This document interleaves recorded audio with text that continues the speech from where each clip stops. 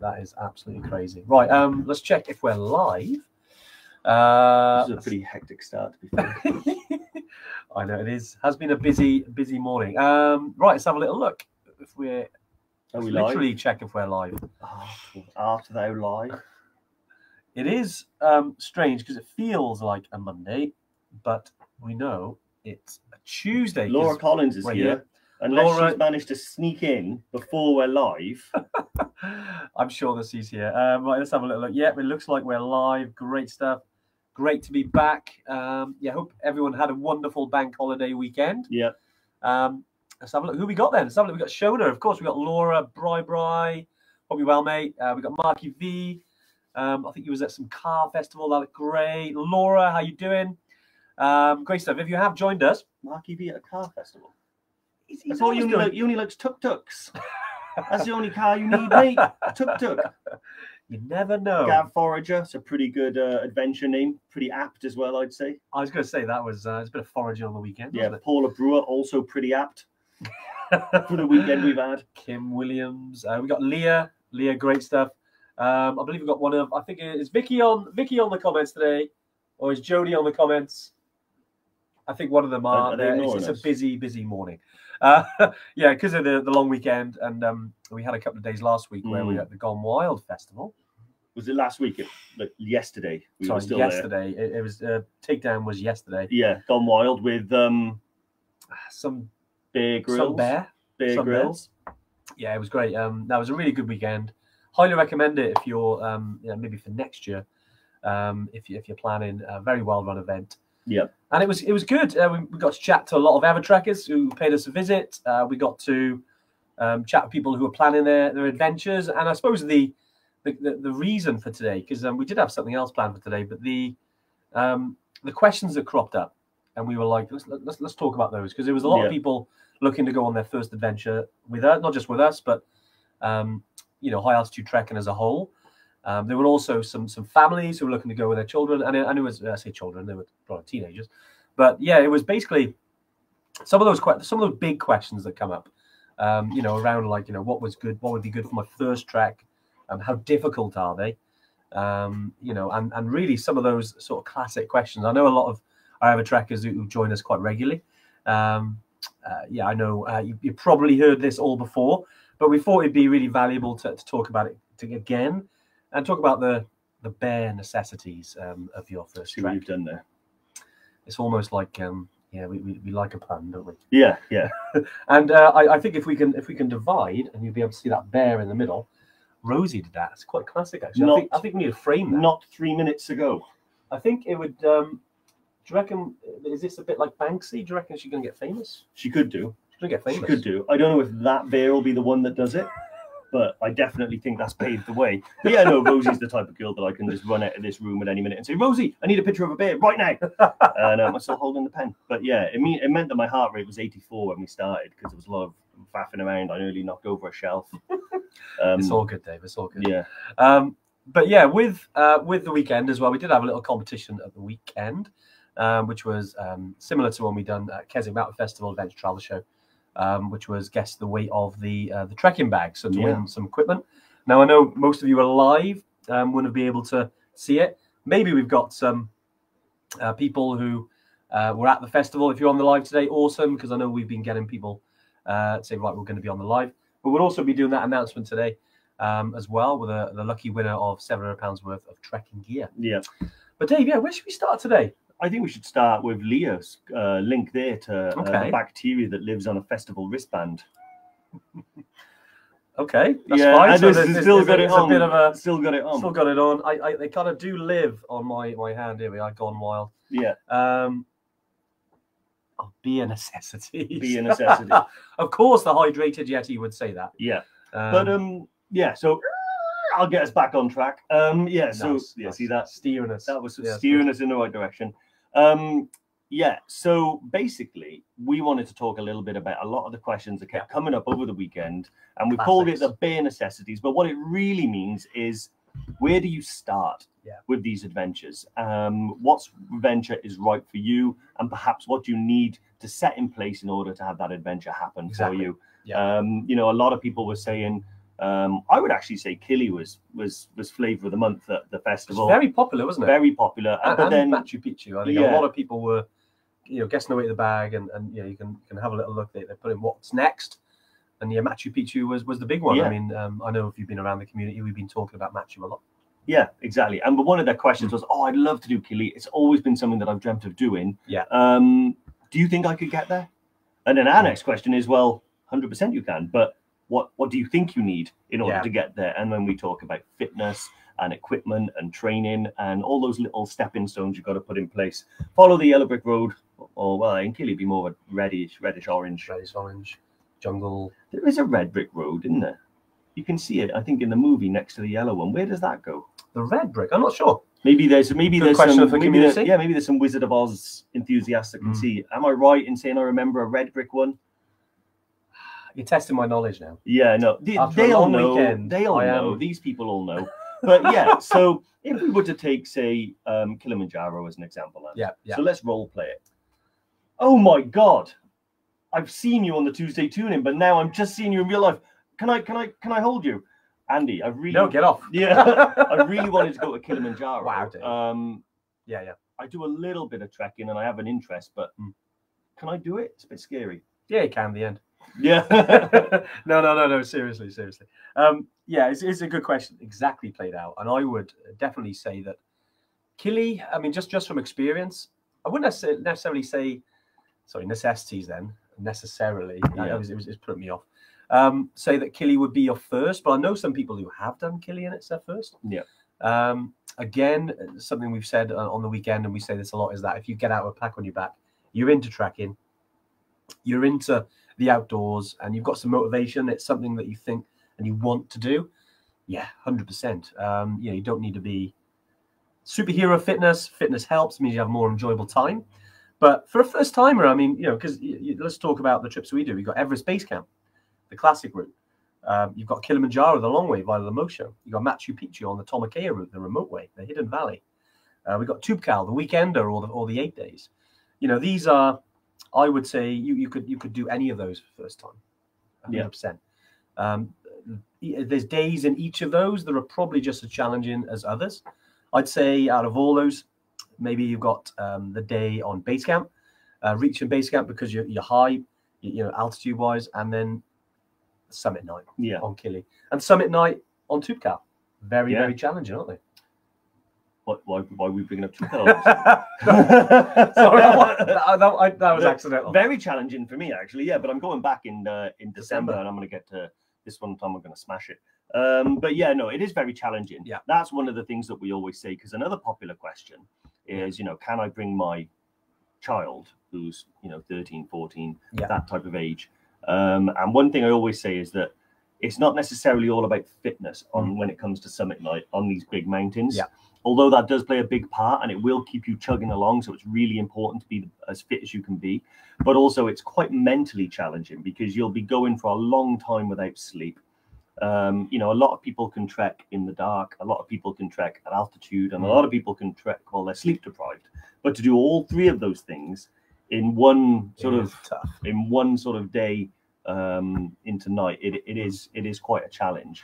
So I actually think being mentally prepared for that tough day, and I would even suggest doing a couple of night hikes and trekking through the night. Maybe starting at midnight and trek till 6 in the morning in a safe environment would probably put you in a really good stead for it, because it'll get you used to that feeling. Yeah, exactly. It's quite funny actually, Leah.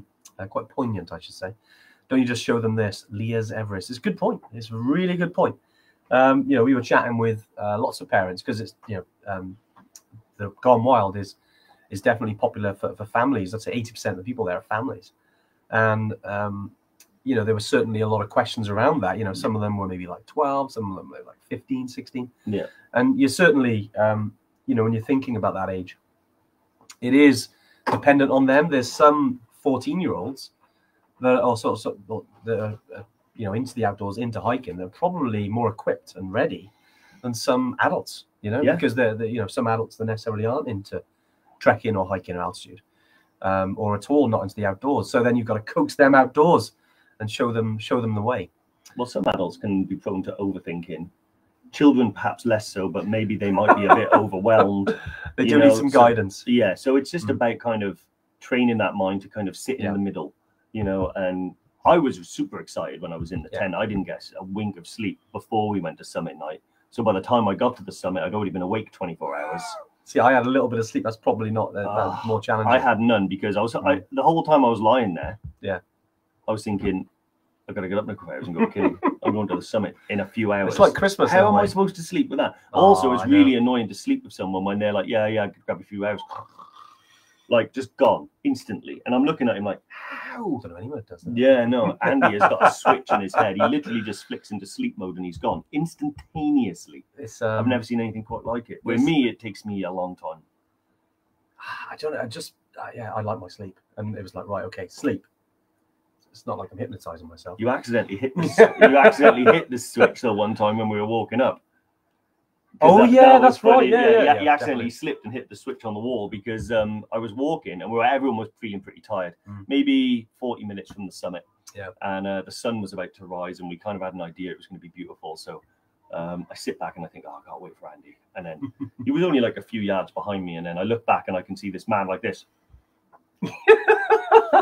Like just walking with him, like literally split second. Like, and I was thinking, like, is he asleep when still walking? I was like, Andy, like, yep, it's all good. And then you know what? That 10 seconds, because I clearly mapped it out in my mind. I mean, just this is it's a straight line. There's no obstacles. Fine. As long as I keep my poles, I'm all right. That'll give me another hour. Yeah, hour of trekking. Yeah. Right? But whatever you need to do to make it happen. But yeah, and going back to what we talked about there around families and trekking, it really is, in terms of first treks, any of those that we've just talked about, the Toubkals, you've got the Everest Base Camp, you've got the Kili, they're the Machu Picchu's.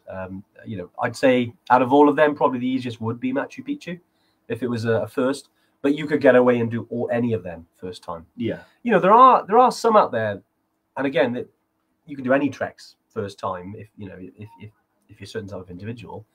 There are some that we definitely say are more challenging. Yeah. Things like climbing Island Peak, Mera Peak, 3 peaks, 3 passes, K2 base camp, Aconcagua. These are we look at Summits of Fire. These, I would say, are treks that is good to have some altitude experience at least. I mean, you don't have to, but it just you're not going to struggle as much. And I'd say if we were looking at splitting it into kind of levels, that would be it. I mean, if you go on our website, by the way, and do check out, there is a little kind of gauge, and it's split into 4, and some of them like hard, strenuous, like extremely difficult. They're a good kind of gauge to see what sort of challenge is going to be. But I'd say just on the Tuesday tune-in today, if you were to split those groups, those tracks, that would be the split for me. Yeah. If we were talking about it, Elbrus again would be probably on the harder one. But again, I know we're not running trips at the moment for obvious reasons. He needs to calm down before he can send stuff. He does need to calm down without putting his name on Facebook. Yeah, no, we won't give him the time of day. But Kim Williams has said Gavin does that, falls asleep in 0.5 seconds. Andy's wondering what's taking him so long. Sometimes like literally Andy can what's that? There's a famous Muhammad Ali quote that kind of applies to you. Okay. You can turn the light off and be in bed before the room gets dark. Fast asleep. That is quick. Muhammad Ali said, I'm so quick. When I turn off the light, I'm in bed before the room gets dark. That is classic. Same for you, Andy, except you managed to fall asleep as well. I do. Yeah. And have a wonderful dream. But yeah, with the trek. So we talked about which one would be your first. Then would you say, let's go into specifics now. Let's talk about Machu Picchu, because I know we talked a lot about that last week. Had a lot of people book in over the last week on there, and a lot of people ask, okay, cool, really interested, but how difficult is Machu Picchu? And I think, the trekking side of it, because even though it's like sort of 12 days, you actually only trekking in terms of out there, you in terms of not acclimatizing, but trekking for 6 days. And out of those days, actually one of them is 4,900 meters. Yeah. And again, there's always that one day that's kind of sticks out on all of our trips. There's always one that's really hard, but it's very doable. I'd say if we were lining all of our trips up, I'd probably say that Machu Picchu was one of the easiest. Not to say it's easy, because they're all challenging, and they're all they'll all test you in different ways.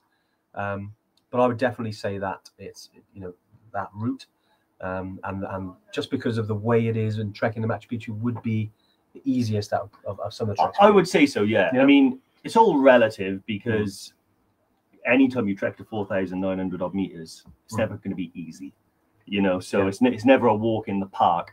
But I would say Machu Picchu is one of those that kind of blends a lot of different elements into our trips.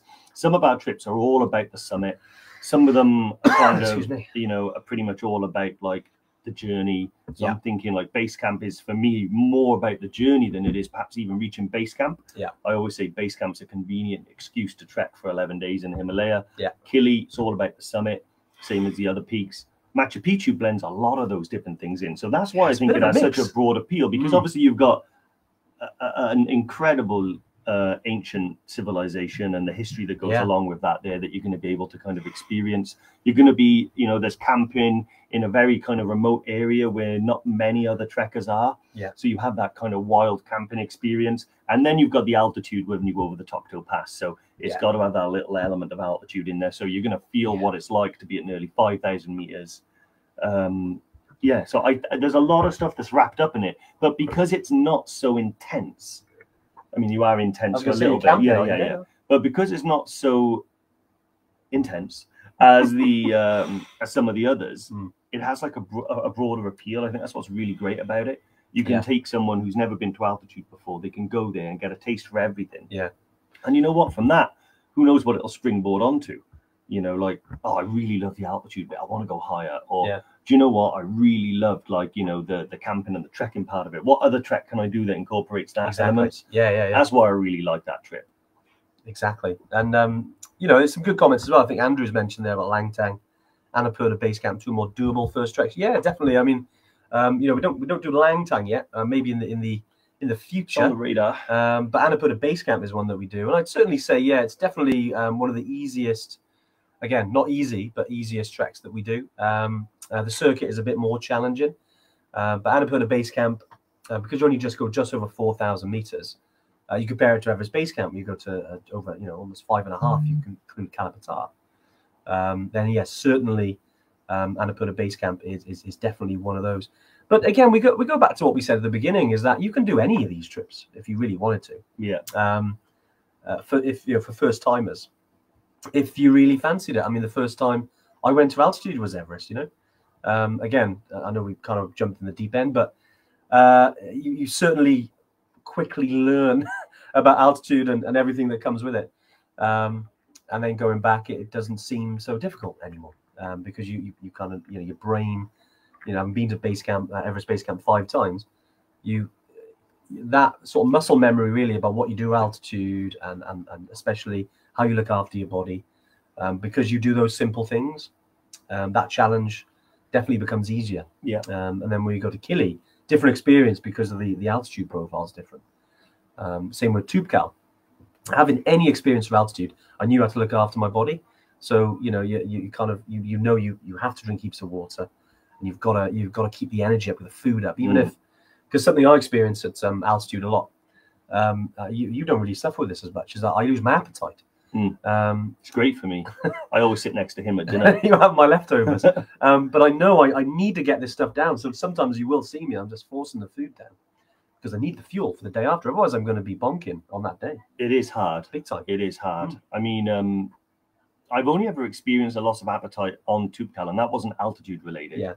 It was just general ill related. But it kind of did give me a lot of these stuff, because we can't go on a trip and experience everything that everyone experiences first time, because it is an individual experience. But actually having lost my appetite and understanding then what it's like for those people that are maybe 4 days into an 11-day trek, and they have to force it. One of the things actually when it comes to the bare necessities, I would say some of the stuff you bring with you has got to be correct. Because in those situations, having some comfort food, some of your favorite chocolate, some of your favorite sweets, something you can just sit and wolf down, whether you're hungry or not, really can make a big difference, because sometimes you just need those calories. And funny enough, I knew how to look after my body on Tootcal, and funny enough, that was turning around. But when I got back to the hotel, I was literally just sitting there drinking bottles of water and forcing spicy Pringles.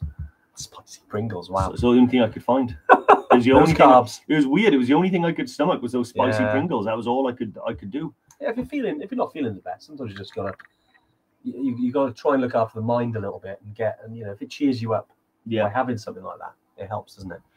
But yeah, we got some more homemade tablet. That brings me back to my childhood in Scotland. Homemade tablet. I mean, what's that?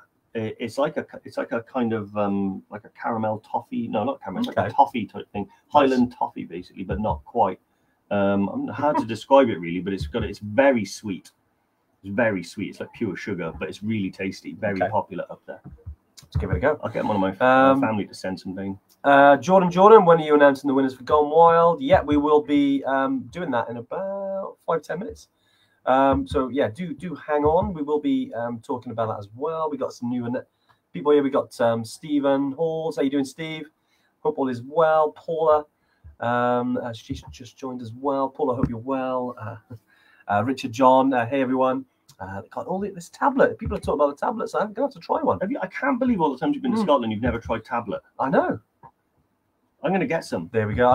Next time we're up, do you know what? I've just realised something, and I remember if I whisper it to you, maybe the guys won't realise. But you know we're announcing the winner.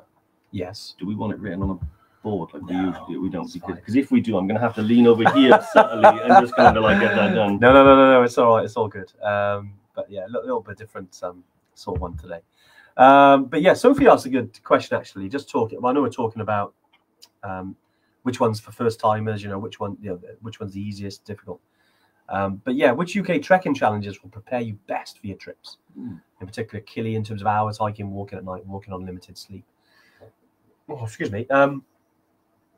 Dave, what would you kind of advise? I mean, honestly, generally, I'm thinking just getting out there anyway. Yeah, I think if you want to prepare for the summit night on Killy, because the other 7 days you can prepare for just by going for like a long walk with some hills in. Summit night is really the bit that kind of like tests your mental fortitude. Yeah. Honestly, do you know what popped into my head as soon as you said that?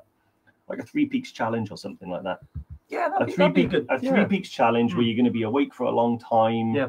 You're going to involve some night hiking, and you're going to be, going up and down the hill with a torch and things like that. I would say something like that, or even just probably a night hike of Ben Nevis, maybe, because it's quite a long drag to the top, quite a long drag down. Yeah.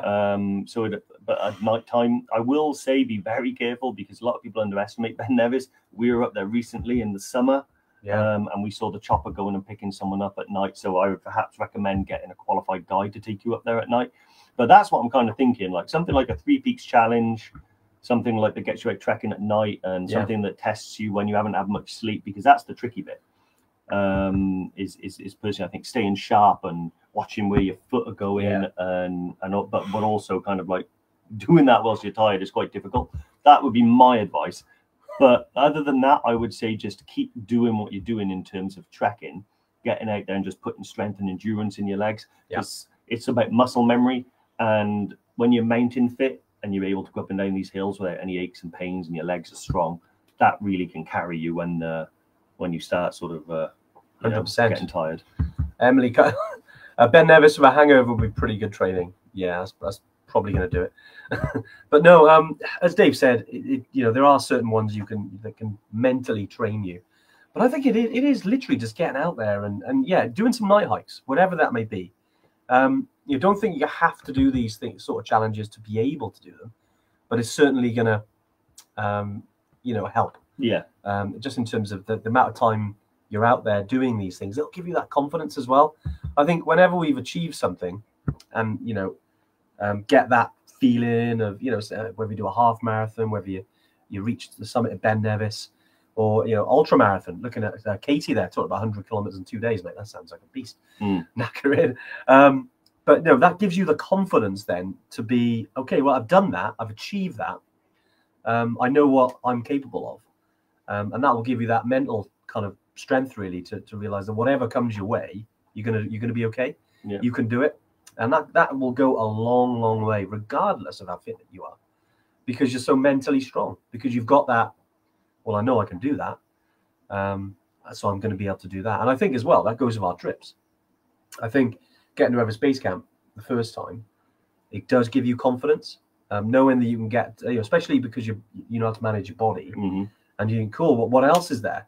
Okay, I can get to 5,500 meters, and I know that, if I take my time, if I drink the water, if I go out there enjoy myself, I can get to 5,500 meters. What's next?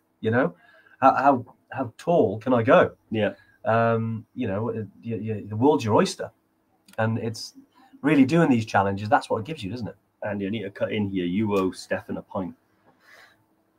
Did I say his name wrong? Yeah.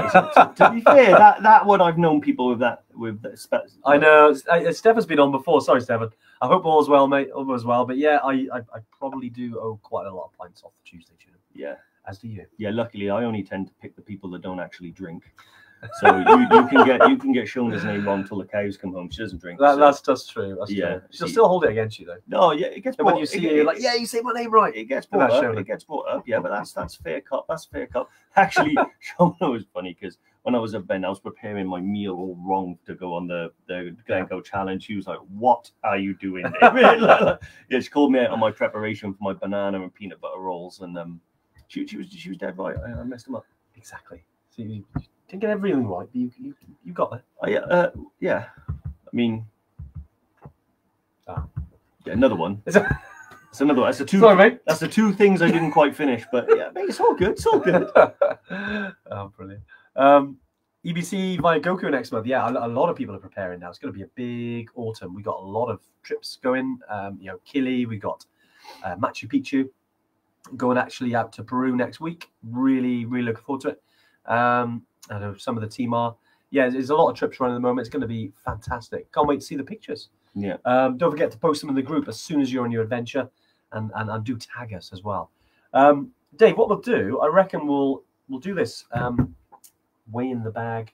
We did weigh it this morning, so we finally, anyone that was at Gone Wild this weekend, hands up if you were at Gone Wild this weekend. Let's have a look. Who's on right now? Let's have a look. Give us a thumbs up or put an emoji of a bear, whatever you want to do. Who is at Gone Wild? Hopefully we got someone who's on the live. I know we got some of our regular Tuesday tuners. But yeah, it'd be good to see. Of course, Jordan, of course he's there. Great stuff. And let's have a look. Who else we got? If anyone else is bringing in, brilliant. But Dave, yeah, we have weighed it. Yeah. What was the weight? So you don't remember? Okay, I'm gonna go with it was 8.17 kilos. No, 8.17. 8.17. Yeah, 8.17. 8.17 it was this morning. So yeah, if you did guess, now it's prize draw anyway, so you didn't need to get it right. But it did give you an extra entry into the prize draw, and then we did that this morning. And may as well lift up the bag just to show everyone. It's wonderful. Go on, Dave, you can do it. You can imagine you've got the 8. This is 8.1 kilos, is it? So I'm in the gym. Yeah, there it is. There's the bag. This is the one that you all picked up and had a little weigh. Yeah, it's pretty good. Pretty good. What is in here, by the way? I wouldn't open it. I'm not planning. There's 8.17 of non-trekking gear in that. Non-trekking gear in that bag. So just to give it some weight. So I'm going to go with crap we found in the van and car.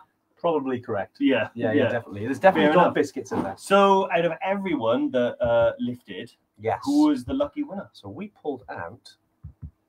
I feel like we need a drum roll. You see, this is what I mean. What I'm going to do is, I wonder what this sounds like. So we're going to go with the winner. You're going to announce it, right? Okay. I'm going to lead up. And the winner of the Weigh the Bag competition and £700 worth of tracking equipment is... Wow. Good vibration there. Emma Bergen-Kisby. Yes, who won some trekking gear. So we'll be dropping her a message. It's 2 weeks in a row we've done a winner announcement. Yeah. Congratulations, Emma. Yeah, I'm sure we'll be emailing you. Live, but we will be dropping her a message. Yep. And great stuff. Yeah. But yeah, well done. We always like to do these little competitions at festivals and things, and we always create some nice little buzz. So Emma, congratulations. I will be dropping you a message. To everyone else who entered, thanks for joining and taking part in that. It was good fun. We hope you had some of our goodie bags that you picked up Don't forget to check out the there is a little code in there from the Gone Wild Festival. It does give you a little bit of discount until the 10th of September. Yeah, so I think it's £250 off. Use Wild250 is the code. So yeah, if you want to jump on one of our trips. Wild. I know. I wonder why I used that. I don't know. You've gone wild, mate. I have definitely gone something over the weekend. But anyway, yeah, great stuff. We'll move on. We got a few questions around this, but around like first time trekking, difficulty. But do throw some questions in. I think we've got about 4 or 5 questions already. But I'm catching some grief here about peanut butter and banana. Oh, okay. I think they go together beautifully. However, the mistake I made was I thought I'll make them the night before, and then it was Shona said, but your bananas will go brown overnight, and I realized that is exactly the case. So for some reason, then I felt like I think I either ate the roll then or threw it away, and she was like, you could have just put it in the fridge and done them in the morning. And I was like, everything is going completely wrong, and then I couldn't get my thing fitted to my lace. Yeah. Don't know what it is. I bow down to superior trekking knowledge and ability. Well, you've got a lesson now, because next time you'll do it in the morning. Well, the issue is, and I'd already done the challenge once before, so I should have known. You should have known. Exactly. I should have known. You should have known.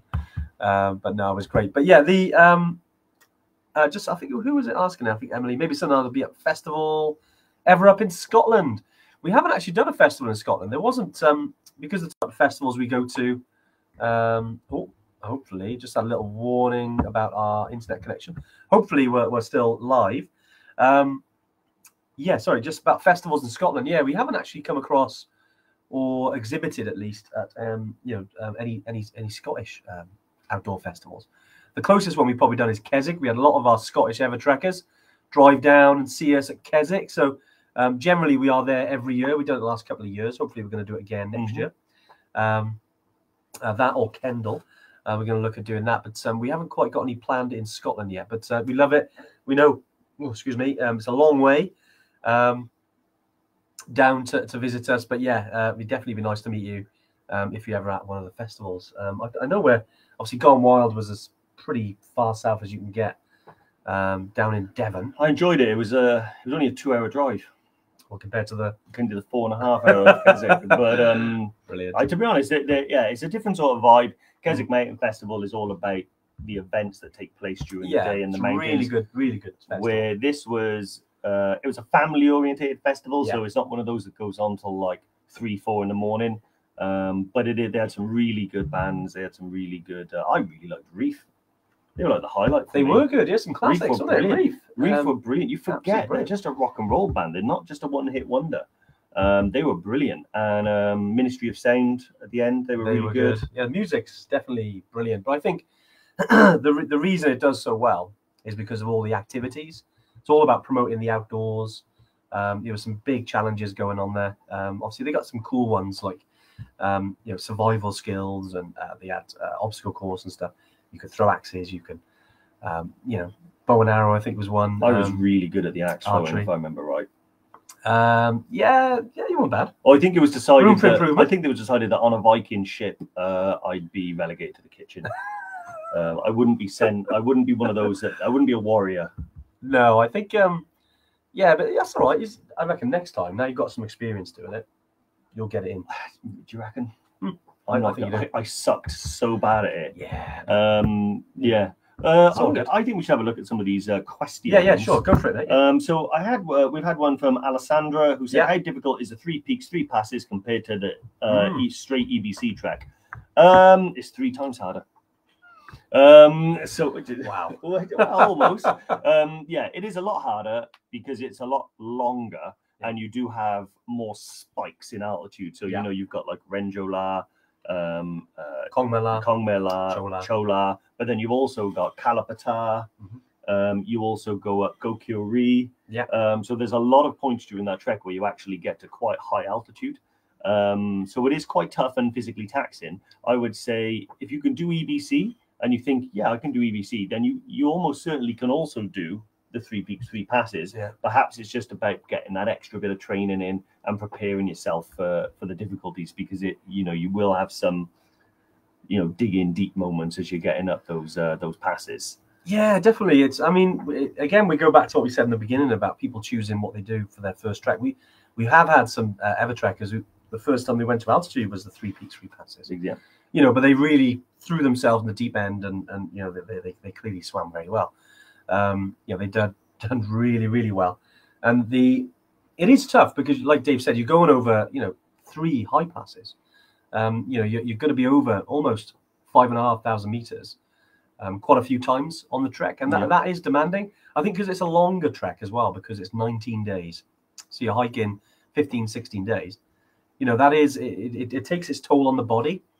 So even if you took out the height, even if you're just trekking similar altitude for that length of time, it does it's more about the stamina as well. Yeah, and being able to go out there for that length of time, because we realize 19 days, almost 3 weeks. It's a lot of time to take out of your life, but that's one of the reasons maybe it's not as popular as Everest Base Camp, because Everest Base Camp is pretty much 2 weeks. Yeah, and it's a little bit more reachable. But yeah, it's certainly a challenge. I'd say if you were talking of difficulty levels, I'd say it's always good if you have done some altitude or some mountain time before. Training wise, probably very similar. It's just those little bits, because it's longer, because you're at you're going over 3 high passes that over a certain amount of days. That's what makes it more challenging, because the ascent over the high passes, they're all demanding. Yeah. Whereas on Everest Base Camp, the classic route, you've got a couple of big days, but one of the hardest being probably the sort of 7, 8, 9, 10 hours that you go to base camp back. But you're not going to run any technical high passes. Although you go through some glacial valleys, which are challenging. There were some moments like Douglas Pass is hard. Yeah. That's what I was thinking of. Kalapatar is hard. Yeah. And then you've got a couple of the lower altitude days, like Namche Hill. It's a big push. Up to Tengboche Hill is a big push. Yeah. So all of these things have challenges. So when we say one's easier than the other, really, it's all relative, because it is all none of them are easy per se. But yeah, I think Andy's right. Yeah, it's about just it's everything you do on EBC plus a bit more. So have that ethos, preparing yourself mentally a little bit more, preparing yourself physically a little bit more. Good question though. Really good question. What's next, mate? What's next? Anthony Horton's got a good question for you, Ant. He says he's thinking about going to the altitude centre. Is it worth it? Nice. Yeah, of course. So the partners at Altitude Centre, James, Sam, the rest of the team, brilliant. If you're Anthony, I'm sure you're an Evertrekker. Obviously, you're part of our community. In the members area, you will have a little form you can fill in, and they will do have some personalised training plans for you. I think there's costs for that. It's free to do, but if you want to follow up with any training, there are costs to it, but very worth it. I mean, there's 2 ways you can go about it with this. I mean, don't think that it's necessary. It's not a necessity. So let's get it in there. Yeah, no, I like it. I like it. But again, we talk about if it gives you confidence because you've gone there and you've gone through some altitude training. It gives you a bit of mental confidence, and then that helps, right? Even if it helps like 2%, it helps. Yeah. But on the flip side to that, don't think you have to go there to go on a trek. If it's something that you want to do and you feel like it's a cool thing to do, and you've got the budget as well, because we know a lot of the Evertrekkers have had some of their sort of pre-acclimatization equipment, like altitude tents, also the altitude mask that you can get with the actual equipment that will physically reduce the amount of oxygen, almost simulating the altitude, at home, which is awesome. And it's used more on climbing expeditions, like Everest, Summit. A lot of 8,000 meter peaks use it. K2. Yeah. There's a lot of companies out there that promote the pre-acclimatization, but for trekking or altitude, we still stand by the tried and tested acclimatizing on the trek. Doing all the training you can before, and then drinking enough water, going slow, and doing the stuff on the trek. It's because that's what 99% of all of our Evertrekkers do. Yeah. And the success rate we see with that, you know, it's hard for us then to kind of move and say, okay, all of our customers must pre-acclimatize. Yeah. But look, you know, we've tried it out. It works. It's great. It's great to look at the science behind it. And, you know, it's fascinating, isn't it? You know, anytime you can simulate something, it's quite cool. And, you know, there are huge benefits, especially if you, you know, some people do what they call altitude training, like you may have heard, like football teams or rugby teams or athletes training at altitude. Yeah. Because training at altitude, especially for an extended amount of time, scientifically proven, you know, you generate more red blood cells, you get more oxygen traveling around the body. And then when you come back to sea level for, you know, a 2-week period or whatever, your body is loving it. Yeah. It's loving that extra oxygen because it's used to the high altitude already. So yeah, it's kind of a way. I remember going to Everest Base Camp the day after getting back into the half marathon. So I've been at altitude for 2 weeks. It definitely helped out. My legs were tired, but my lungs felt great. Yeah. I stood on the side. I remember just before I had a little hill. Came to show you on. I needed that support, Dave. I was struggling at that point. Yeah, and you know, I knew where to stand. Because yeah, it's you've done it twice. I've done it twice before, but I knew where to stand when people are like, because it's the last 5K, and you got that hill that just stares at you, and honest to God, you hear some expletives as people come in that corner and see it. It's the same. Brilliant. I got a cool question, which is from Sarah Dickinson. Any last minute advice for? Sorry, Sarah. We're gonna come back to you. Okay. I've actually got one. It was Sarah Bell that I meant to read out first. Trekking the Annapurna Circuit this week with a friend. Any tips, tricks, and advice?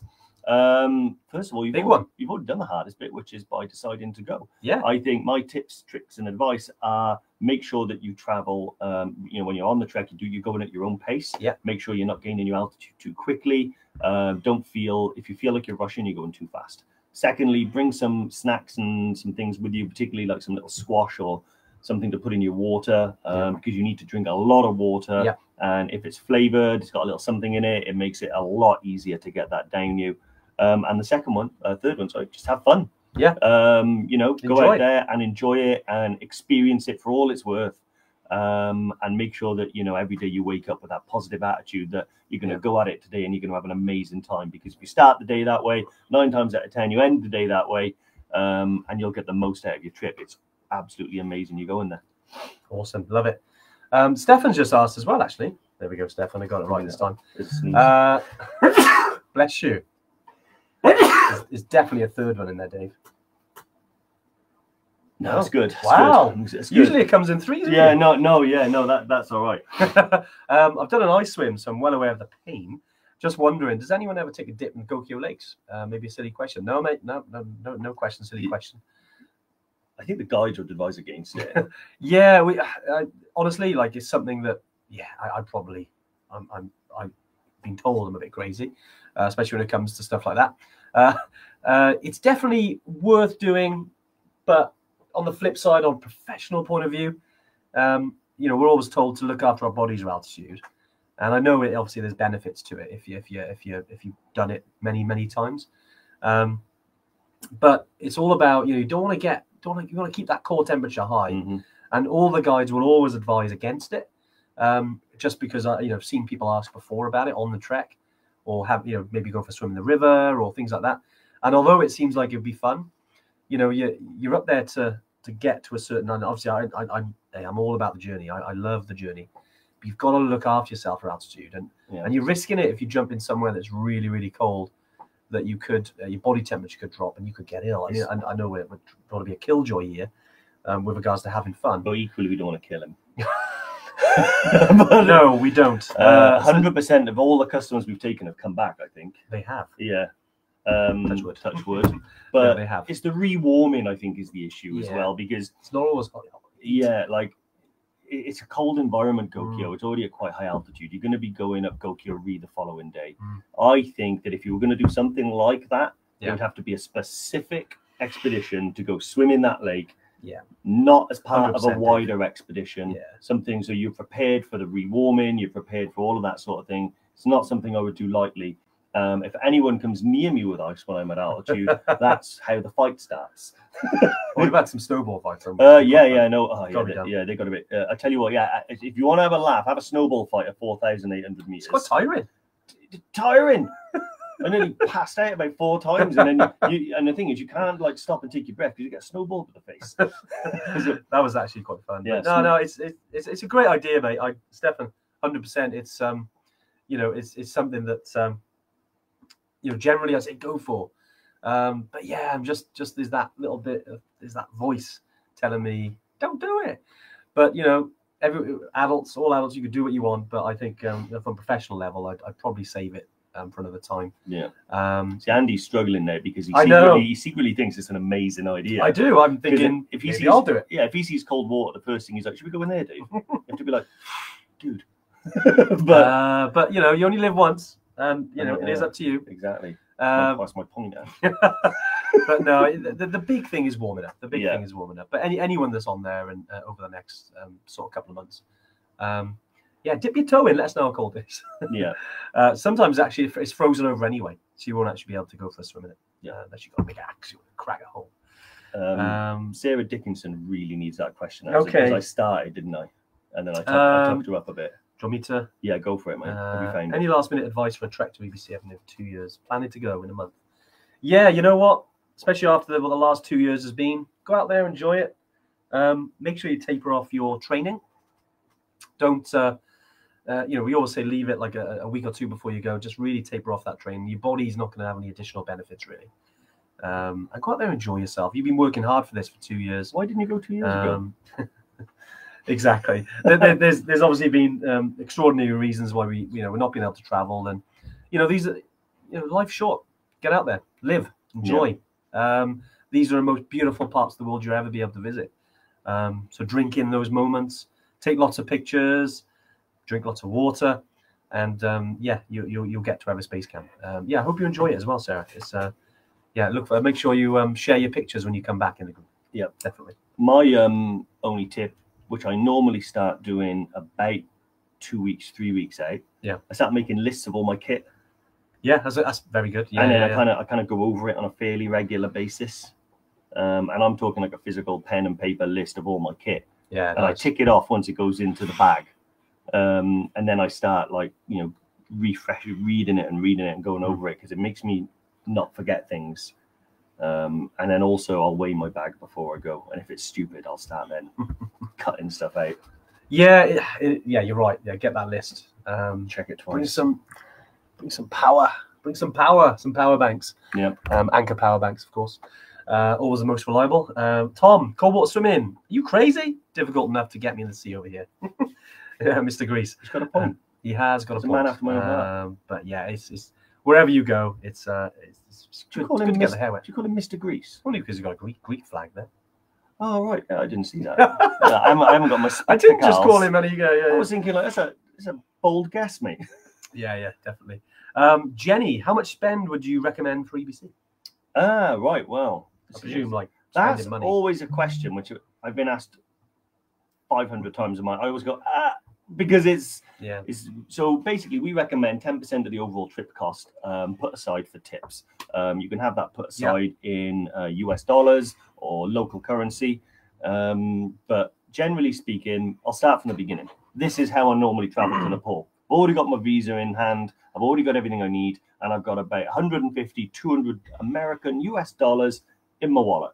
Yeah. The reason why is because I know I can spend that, and I'll have some small notes, you know, like dollar notes, $10 notes, $20 notes. Yeah. The reason being, I can tip the drivers, I can tip anyone that helps me get into the hotel, and then once I'm there, I'll go straight to an exchange and swap that for Nepalese currency.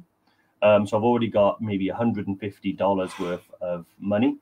I'll probably maybe spend another 150. So maybe I would say £300, 300 to 400. That's a lot.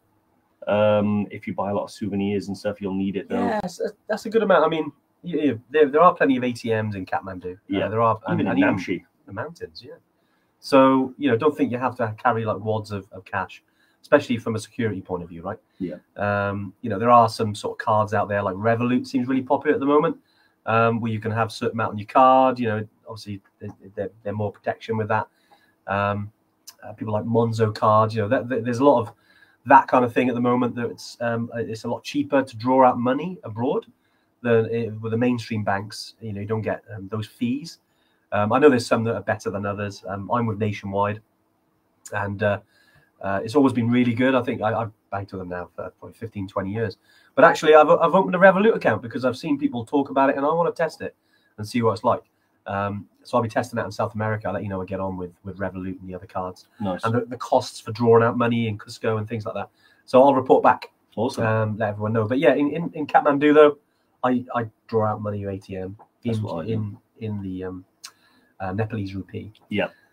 So and I always think just to save a bit of money, don't necessarily think you have to change pounds into dollars to then change into rupee, Nepalese rupee, because you're kind of losing out twice there, really. Yeah.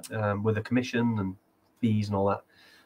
I'd always personally, if you're going to take money, take pounds and just exchange that. But I know, other people have got dollars and they want to use them, and that's fine, definitely. Last minute tips for EBC from Bry. Of course, what would it say? Last minute tips from Bry. Is it something about getting the beers in? It is. Yeah, I thought it would be. So Leah has asked, what if you need a helicopter? So is this a general or money thing? No, Leah, yeah, you're right. In terms of how do they get paid and things like that. Yeah, certainly most of the helicopter, especially if you do it through, do it through us, as in if you need a helicopter down, obviously, is it for insurance or is it more that you just want to pay for and get yourself out of there? If it's the latter, yeah, they usually take card out there because it's quite a lot of money. Sometimes it can be cheap, but we always recommend going through us just so we can manage everything either side. Yeah. Historically, just to be totally honest, we've had Evertrekkers finish the trip and then they've got their own helicopter because they got it through a lodge. It's difficult with that because that helicopter, that they're not controlled by us. We can take you to places that we don't know how to look after you. So we always say definitely go through our team. Also, it's the price control as well. Exactly. You never know, because don't want you guys get ripped off. Yeah, and it makes sure that you're going through a legitimate provider. They're safe. Everything's done like a proper business to our standards, and you're not just going with someone who, want of a better word, is winging it. Rotor in it. Rotor in it. Very good. Exactly. Yeah. Get yourself in a spin.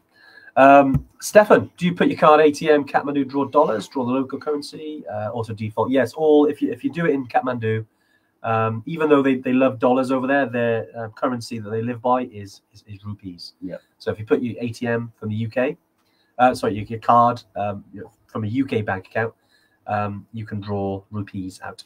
And it's quite cool because the denominations are nuts. Yeah, it makes you feel rich. they are, yeah, because of the exchange and what was it? It's roughly about 140 rupee to a pound at the moment. You see, you know this type of detail. This is the type of thing that I never know. And I don't. It's all in the detail. I think I'm perhaps wrong here. I'm probably miles off. I never worry about exchange rates. I just don't care. I go to the first place that gives me my money, and I just exchange it, and I don't worry about it. But then I think maybe I'm ripping myself off, but I don't know. Leah's talking about money, so yeah, with regards, sorry. So with the helicopter fee, so there's obviously two reasons you might get it, as Andy said. The first one is if you need a medical helicopter, then it's going to come under your insurance. So the first thing you need to do is let your insurance company know you needed the helicopter. You need to have visited a doctor to get everything signed off, and they'll pay for the helicopter. It's done directly between you, the insurance, and them. Yeah. If it's something that you want to join Chopper Club and just get a lift down, that's not going to be covered by your insurance, and you need to pay that probably using your bank card once you land. And it'll all be sorted like that. It's like paying for a taxi with a bank card. Exactly. It's nice. It's good questions about the helicopters because it's not something that comes up very often. No. It's very rare. They go up a lot. Wow. Yeah. Evacuation is not something that comes up very often, but it does happen with helicopters. Yeah. Heli evac, but they are controlled, and we've got the processes in place to make sure that if you need to get down, we'll get you down. Yeah. Safety is always number one. We sort of the yips and the butts. We just get it sorted. With the team that we got in Nepal, it's very well run, and the helicopter companies are essentially partners of ours. So we know that we can get you down if needed. Yeah. But yeah, good question. Right, what we got? We've got a couple more minutes. I think just to kind of round off today then, really. Yeah. Because we've covered a lot. But just going back to literally the bare necessities, we couldn't resist putting the pun. But it's you know, when it comes to your first time trekking or your first time on altitude, I think just the fact that you're getting out there and doing an adventure is something to be proud of, and getting out there and testing yourself and challenging yourself. Whatever you do, you're going to have a great time. You know, if you're on here, if you're watching this, then clearly you're in the right place. You know, you're in the right community about pushing yourself and going for a challenge. So whatever trek you do, you're going to do great. Whatever trek you do. There you go. Well, that was accidental. Yeah, no, I like it, man. Andy is an expert marketer, even subconscious. Subconscious. Joel, any tips on what boots you guys wearing? I recommend. I can't think, not off the top of my head. He's sitting there with his bingo card. Honestly, Joel, I would personally go for the camo croc. The real, like, literally, like, so that's like on your way up to like Namche. Wow, yeah, sorry, mate. And this here is when you're going up like Kalapatar, stuff like that. Professionally, Manual boot hands, of course. Oh, yeah, you can also use them if you want. You can also use them. Brilliant. But yeah. Any last words for you, Dave? I think for any of you guys looking to go on an adventure, and I know a lot of the people who don't watch this live catch it on YouTube. I think if there's one thing I would say is, if you're planning on going on an adventure, honestly, it'll be the best thing you can ever do. It'll change your life. Have courage, be kind, and don't give up. Exactly. Nice. Couldn't have said it better myself. Right. Well, thanks very much, guys. We'll be back next week. And then we will, be heading off to Peru. So, there could be a couple of weeks with just Dave, one of the team. But I'll be making sure I get lots of video footage. Are you going to Peru? Yeah. Oh. He knows. Gonna see Paddington Bear, mate. Oh, yeah. Yeah. Where am I going to? Is he Peruvian? Peruvian. Is he? It's based in Peru. Is it? Unless he's in London. Who am I thinking of then? Paddington Bear. No. Who's the guy with? This has completely got me off topic now. Yeah. Let's carry on with this. We'll find out who lives in Peru and is a bear. I'm sure it's a famous bear.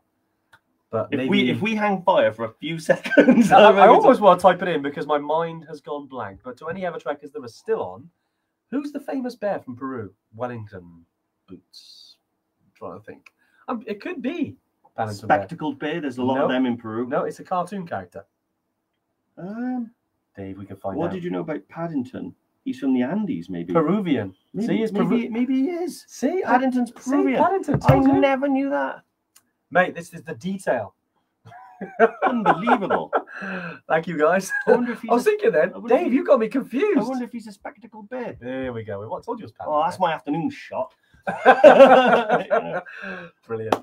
Well, no, thanks, guys. We'll see you next week. And anything you need, let us know. Don't forget, if you joined the recent competition and you want to book on, I think you've got about another week or so to get yourself and use the discount. If you had any of the runner-up codes, get yourself booked in. But if not, we'll see you soon. Take it easy. Bye. Deepest, darkest Peru he's from.